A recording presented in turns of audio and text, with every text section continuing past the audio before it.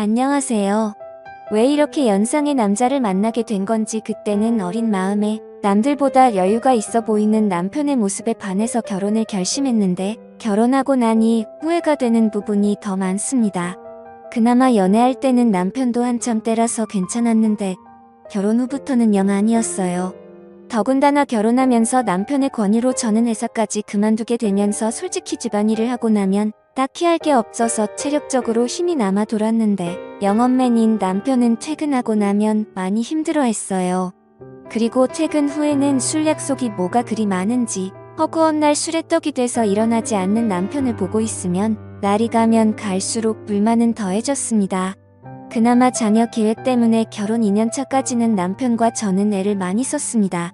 하지만 아무 소식도 없어서 찾아간 병원에서 남편이 씨 없는 수박이라는 걸 알게 되어버렸고 그날 이후로는 그나마 주기적으로 하던 노력도 없어지고 말았죠. 남편은 아무런 생각이 없는 건지 제가 먼저 어떻게 해보려고 하면 가족끼리는 그런 거 하는 거 아니라면서 은근슬쩍 방으로 들어가고는 하더라고요. 아이도 못 가지는 상황까지 되고 나서 생각이 많아졌습니다. 정말 이럴 거면 회사는 왜 그만뒀는지 그리고 이렇게 나이 많고 체력도 좋지 않은 남자랑은 왜 결혼을 한 건지 후회가 되었어요. 사실 저는 회사 일을 정말 좋아했거든요. 결혼 전부터 남편이 결혼하고 나서는 여자는 집안 살림하면서 애를 키워야 한다는 말에 가스라이팅을 당해서 저도 모르게 회사를 그만두기는 했지만 저는 나름 제가 다니던 회사에 애착도 많이 있었습니다. 중소기업이긴 했지만 회사에서 남직원들보다 훨씬 더 일을 척척 잘 해내는 제 모습이 너무 좋았고 여자라고 승진을 시켜주지는 않았지만 제게 기대를 걸어주는 사람들이 많았거든요. 심지어 부장님이나 부사장님까지도 저를 좋게 봐주셔서 저한테 이런저런 남자들을 소개를 시켜주거나 그런 일도 종종 있고는 했어요.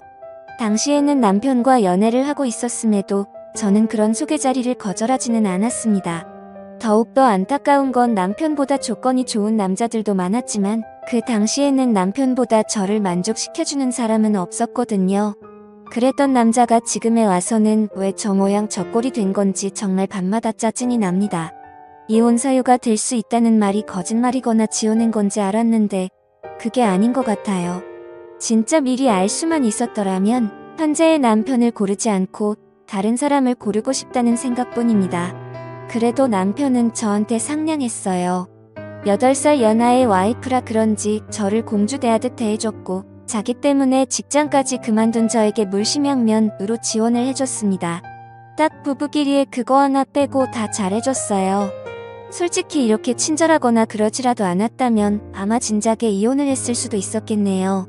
말씀드렸다시피 저는 일 처리도 정확하고 배우는 것도 빠른 사람이었어요. 어차피 저는 전업주부로 평생을 살아야 할 팔자가 되어버렸는데 집에서만 있는 건 제게 정말 고역이었습니다. 계획적이고 손도 빠른 편이라서 집안일이 아무리 많아도 점심때가 되기도 전에 웬만한 건 다 끝내서 딱히 집에서 할 게 없었고 무료했어요. 그 시간을 활용해서 저를 위해 쓰면 더 좋은 삶을 살 수 있겠다고 스스로를 위안하면서 밀렸던 독서도 해보고 싶은 공부도 해봤지만 밀려오는 부족함은 채워지지가 않았어요. 우울증까지는 아니었지만 집에 돌아온 남편에게 투정도 많이 했지만 남편은 항상 피곤하다 내일도 운전하면서 하루 종일 돌아다녀야 하기 때문에 체력을 비축해야 한다는 말도 안 되는 변명을 하면서 빠져나가기 바빴습니다. 그래서 저는 그때 당시에 집에 있으면서 살이 엄청 많이 찌게 되었습니다.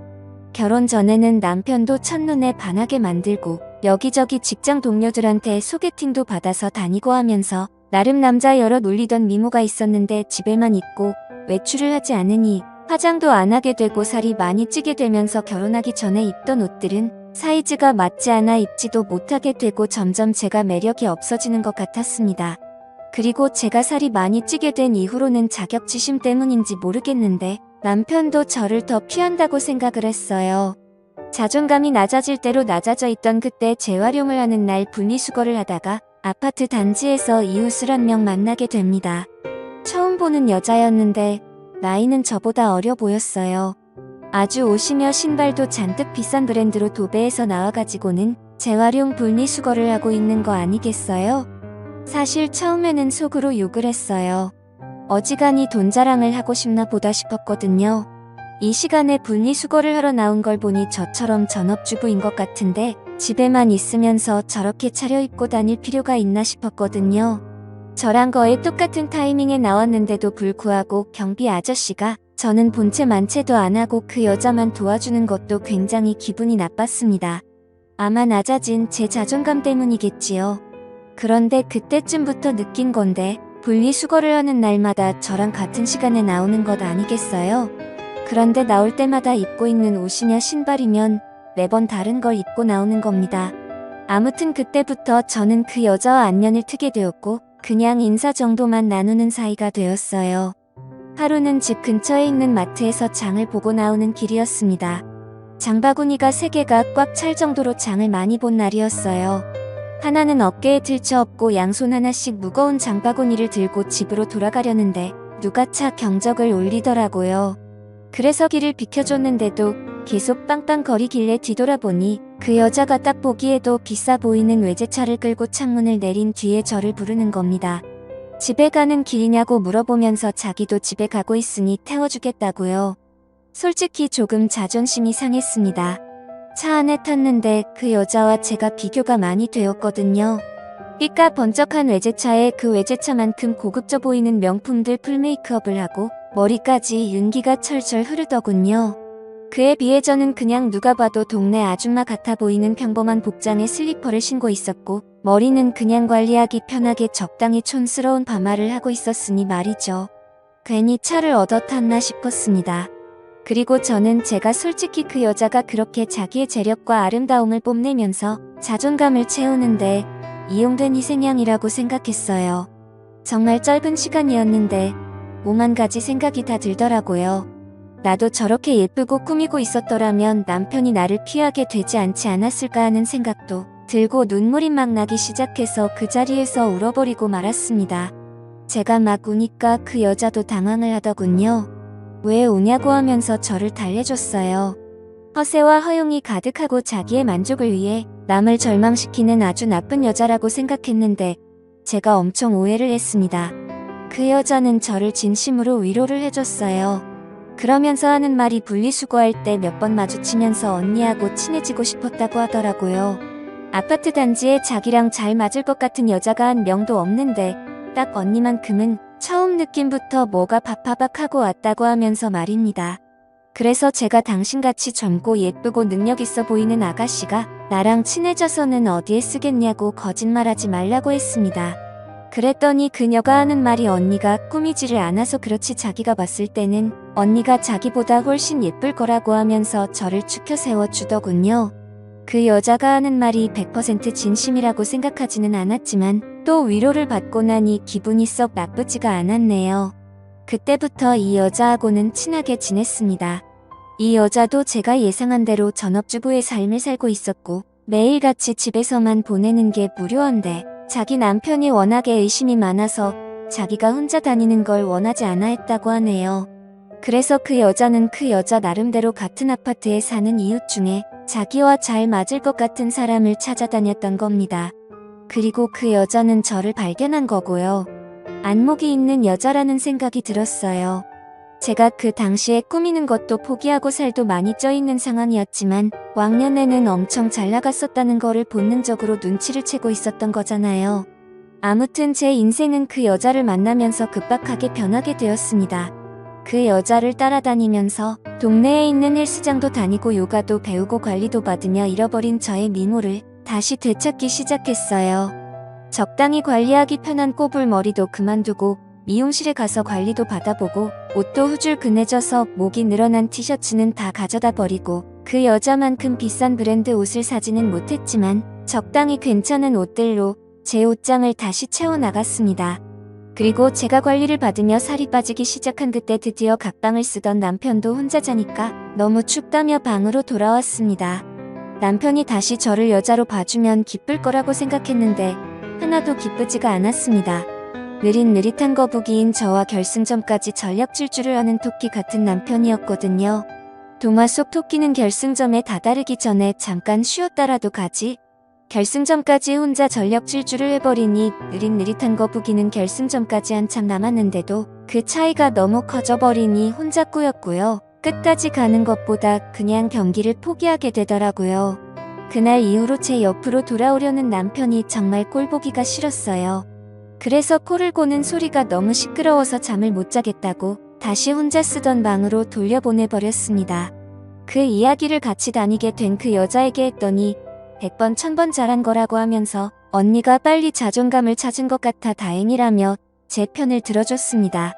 그리고 제가 완전히 다이어트에 성공해서 결혼 전에 미모까지는 아니지만 아름다움을 다시 손에 넣었을 때는 그 여자가 저를 여기저기 끌고 다니면서 완전 새로운 세상을 보여줬어요. 30대 초반과 중반의 여자였고 결혼한 사람들이었지만 세상은 정말 넓고 저희를 찾아주는 곳은 엄청나게 많더라고요. 골프도 치러 다니고 어디 공기 좋은 곳에서 외식을 하러 다니고 했습니다. 돈 한 푼 내지 않아도 알아서 다 계산해주니까 좋았어요. 남편이 아니어도 저를 배려해주는 남자들은 지천에 깔려 있었고 왜 내가 이런 세상을 모르고 살았나 혼자서 전전긍긍했던 지난 몇 년간이 참 후회가 되었습니다.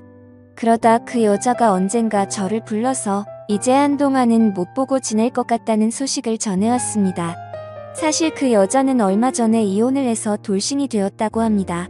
남편이 제법 벌이가 괜찮아서 후회후식을 하고 있는 걸로 알았는데 말이죠.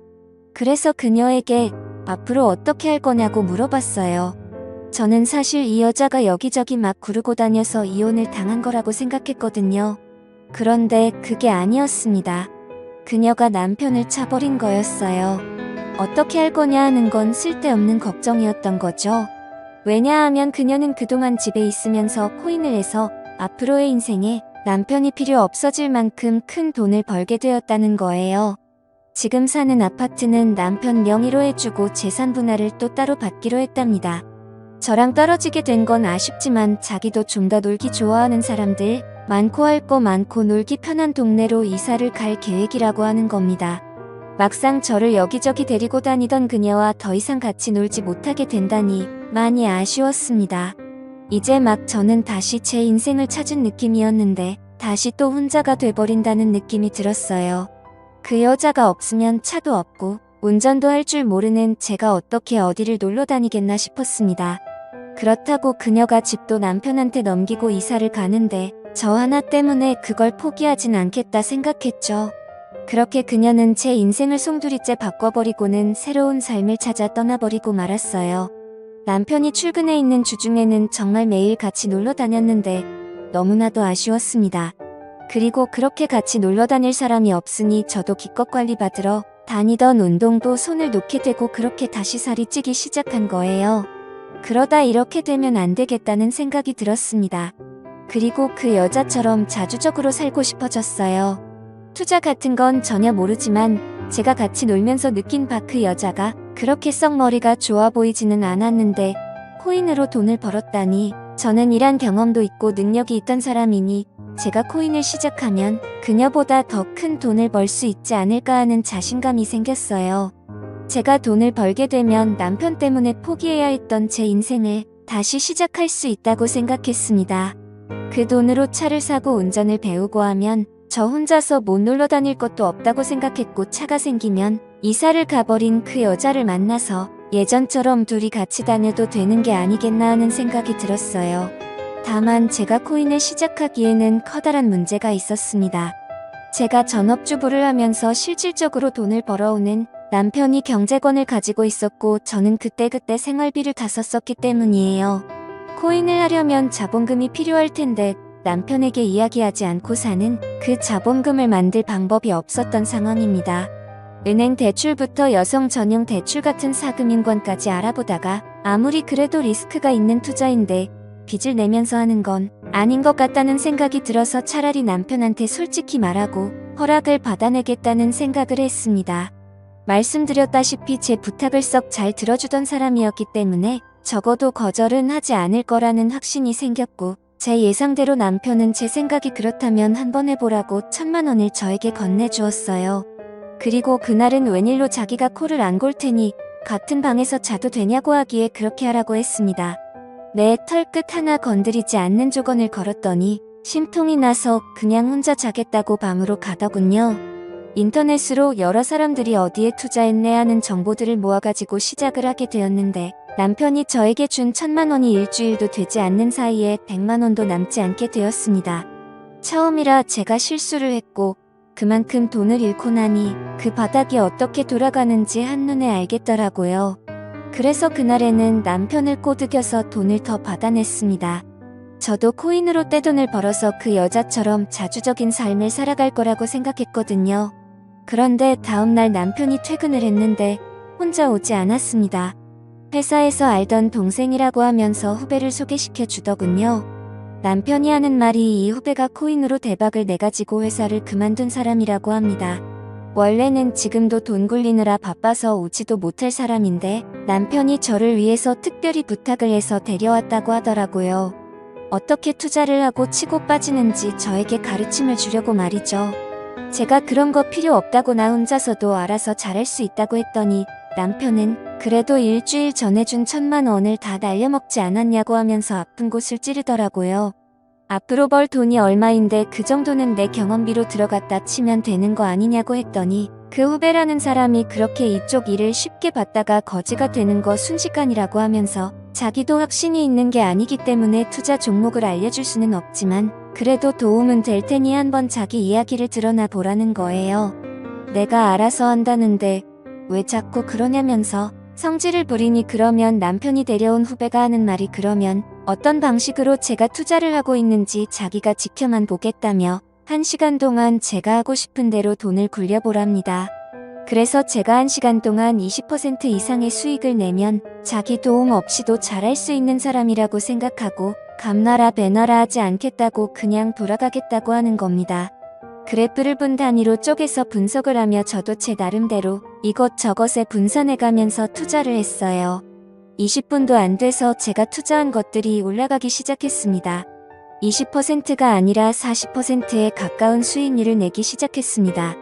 제가 이렇게 잘하는데 남의 도움이 뭐가 필요하겠냐고 돈 버는 거 보이지 않냐고 하고 그 사람한테 이만 돌아가라고 했어요. 그랬더니 1시간 동안 지켜본다고 하지 않았느냐고 하면서 약속한 시간만큼은 보고 가겠다 하는 거예요. 그러고는 하는 말이 자기였으면 그만 돈을 빼겠다고 하는 겁니다. 돈을 잘 벌었다더니 번 사람 맞냐고 물 들어올 땐 노를 저어야 하지 않겠냐고. 저는 순식간에 불어난 돈으로 다시 또 다른 곳에 투자를 하며 치고 빠지기를 시작했어요. 오르락 내리락 했지만 처음에는 나름 수익률을 내고 있는 것 같았습니다.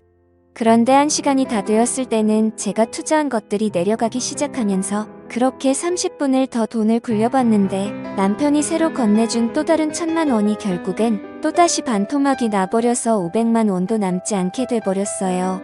남편 후배가 말하기를 저한테 가르쳐줄 건 코인으로 돈을 버는 방법이 아니라 투자 같은 건 영 소질이 없어 보이니 그만두게 하는 것이 제일 좋겠다고 하는 겁니다.